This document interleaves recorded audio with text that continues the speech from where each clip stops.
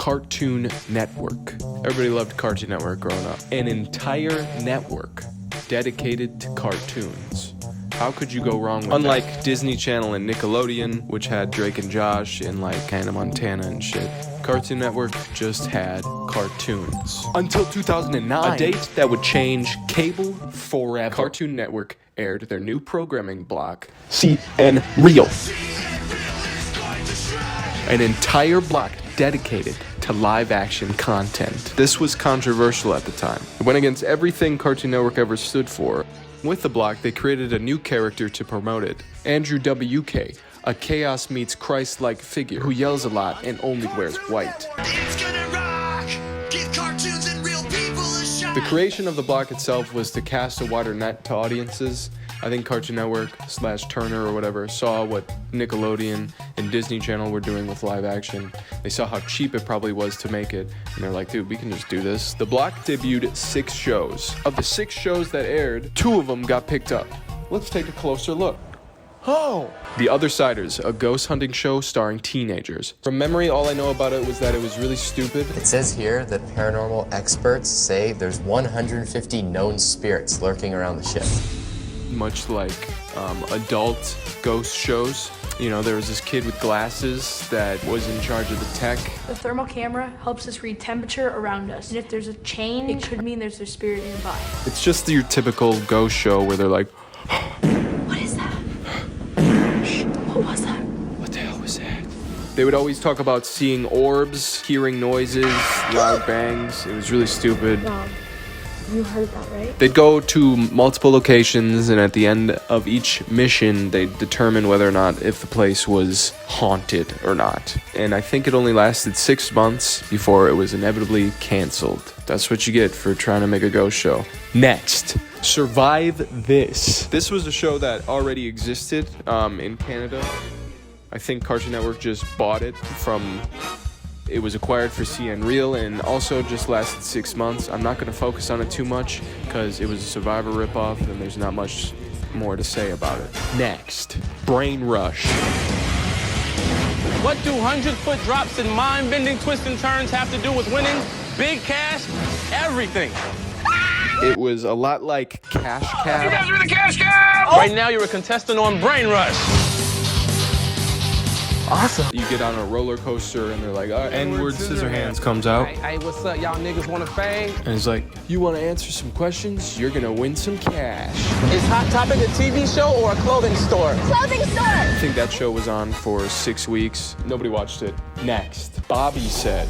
So I think I watched this show once. It feels very fever dream-ish. Just that kid from Role Models. Bobby Thompson, remember him? It was just a camera crew would follow him around, and he's like, today we're gonna do what Bobb'e says. We got you on video. It lasted 3 episodes. Here's a picture of Bobb'e now. Next. Dude, what would happen? I just want to see stuff explode. This was a show that made you feel stupid, but the good kind of stupid, that made you giggle and go, This show is kind of like Mythbusters. It's one of those like, dude, bro, what? Dude, this is gonna be nuts. It had the vibe of like a show that would be on Spike TV, but like way more juvenile. You know, I read on the internet What? that peanut butter has over like 10 uses for it. Whoa. Dude, it is so versatile. You know how thick and dense peanut butter is? I bet if we mold it right, we could even use it as spackle. Dude, All right, I got you. if like the extras in a beach movie had a show, that would be what this is. What would happen if we put peanut butter? What would happen if we used peanut butter to patch a hole in a canoe? Dude, what would happen if we tried to use peanut butter to spackle holes in a canoe and cross a lake? So that canoe was like Swiss cheese. This thing is Swiss cheese. What? It's very in your face, these guys, and it's like, god damn, just give me a fucking break. What would happen if us three all came in a jar? Whoa, what? It was a minor success though. It lasted 2 seasons, so that's not bad. Last show. Destroy, build, destroy. I can only really describe this show one way. That would be just by breaking down the name of the show. So here we go. Destroy! 2 teams are introduced and their base machine is introduced. They flip a coin and whoever wins gets to pick their method of destruction for the other team. It's an important decision as they will use the wreckage to build a machine that they will use for the competition. Okay, guys, let's start designing it. Whichever team wins the competition gets to destroy the other team's creation. It was a cool little game show about engineering and like building and finding ways to make stuff work. And I think that's pretty cool for kids to watch. Anyways, it was hosted by Andrew WK, who's pretty charismatic. I like how loud he looks. Like, look, watch this clip of Andrew WK. There's no sound. Look, can you hear him? So that was Destroy But Destroy. Great show, lasted 4 seasons. Well worth it. Also, Andrew WK made that one Taco Bell video. Did you know the Bell in Taco Bell comes from the founder's last name? Honorary mention, Hole in the Wall. I loved Hole in the Wall. It was always funny. Everyone knows the clip from Hole in the Wall. I'll play the clip.